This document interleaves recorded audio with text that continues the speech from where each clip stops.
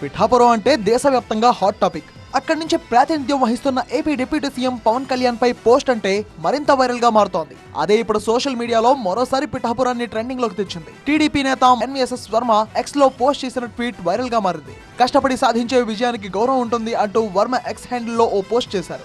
అంతేకాదు ఆ పోస్ట్ కు ఓ వీడియోను కూడా జత చేశారు. ఆ వీడియోలో పవన్ గెలుపు కోసం వర్మ చేసిన ప్రచారం వీడియోలన్నీ కలిపి మిక్స్ చేశారు. అయితే ఆ వీడియోలో ఎక్కడా కూడా పవన్ కళ్యాణ్ లేరు. వీడియోలో కేవలం తాను పవన్ గెలుపు కోసం చేసిన ప్రచారం మాత్రమే ఉంది.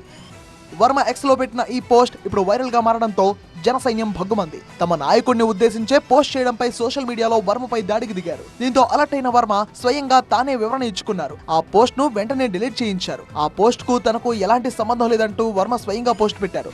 తన సోషల్ మీడియా అకౌంట్స్ గత 3 ఏళ్లుగా హైదరాబాద్ లోని సోషల్ ప్లానెట్ అనే సంస్థ మెయింటైన్ చేస్తుందని చెప్పారు. తన ప్రమేయం లేకుండా సోషల్ మీడియా ప్లానెట్ సంస్థ తప్పుడు పోస్ట్ చేశారని వివరణ ఇచ్చారు వర్మ.